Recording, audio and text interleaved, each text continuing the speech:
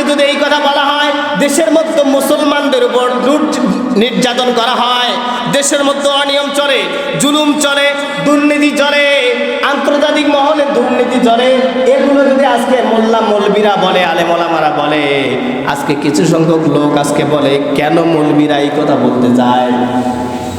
আছে না? এইদিকে নাই? আছে? এইসব কথা আছে না নাই? একটু চিন্তা করুন তো দেখি।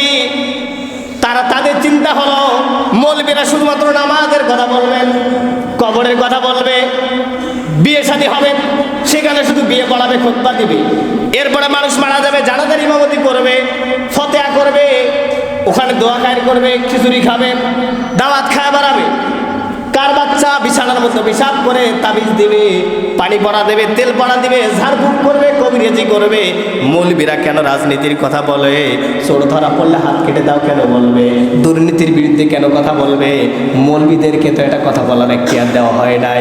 এই কথা যদি আপনার মনের মতো চিন্তা হয়, এই কথা যদি রাজনীতি আপনার মনে হয়, এই জন্য আলেমদেরকে যদি আপনি বাঁকা চোখে দেখেন, তাহলে আপনি আলেমদেরকে নয়, কোরআনকে আপনি অস্বীকার করলেন।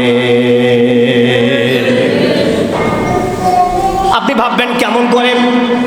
হ্যাঁ, এ কথার পিছনে দলিল আছে, আমি বলি না, আপনি অস্বীকার করছেন কোরআনকে। আল্লাহ পাক বলতেছেন 4 নম্বর সূরা নিসার মধ্যে 150 151 নম্বর দুইটা আয়াতের মধ্যে রব্বুল আলামিন বলেন, নুমিনু বিবা'দি ওয়া নাকফুরু বিবা'দ ওয়া ইউরিদুনা আইয়াত্তাখিযু বাইনা যালিকা সাবিলা উলাইকা হুমুল কাফিরুনা হাক্কা ওয়া আ'তাদনা লিল কাফিরিনা আযাবাম মুহিনা। আল্লাহু আকবার।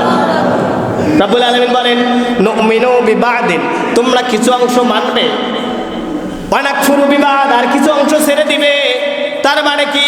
কোরআনকে আপনি কিছু অংশ মানলেন নামাজে, কিছু অংশ মানলেন রোজায়, কিছু অংশ মানলেন হজে, কিছু অংশ মানলেন যাকাতে, কিছু অংশ মানলেন মানুষ মারা যাওয়াতে, কিছু অংশ মানলেন আপনি সম্পদ বন্টনের ক্ষেত্রে, কিছু অংশ মানলেন বিয়ের বাড়িতে, আর বাকি অংশ শরীয়ত আইন আপনি 500 আয়াতকে মেনে নিলেন না, বাদ দিলেন। আল্লাহর জমিন আল্লাহর আইন দিয়ে পরিচালিত হবে, 900-র ঊর্ধ্বে আয়াত আল্লাহ পাক কোরআনে দিলেন। এই আপনি আয়াতগুলোকে অস্বীকার করার মাধ্যমে অনাকফুরু বিবাদ, অধিকাংশ আয়াতগুলোকে আপনি অস্বীকার করে চললেন।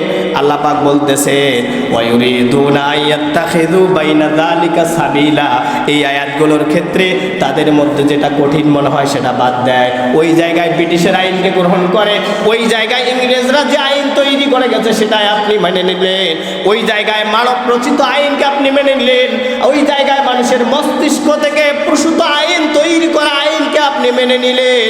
আল্লাহ পাক বলতেছে, উলাইকা হুমুল কাফিরুনা হাক্কা, এরা হলো টাটকা কাফের। কে বলেছেন? কে বলেছেন? তাহলে আপনি নামাজ রোজা হজ যাকাত পড়ার পরও, আপনি আদায় করার পরও, দানের ব্যাপারে আপনি সবচেয়ে বেশি নামাজ পড়েন, নফল ছাড়েন না, তাহাজ্জুদ বাদ দেন না, হজ করেছেন, যাকাত দেন, সব কিছুতে আপনি ঠিক আছেন, কিন্তু কোরআনের আইন প্রতিষ্ঠা হোক এটা আপনি মানেন না, এটা বিশ্বাসও করেন না, সাপোর্টও করেন না। আল্লাহ পাক বলতেছেন এরা কাফের, টাটকা কাফের, নির্ভেজাল তারা কাফের।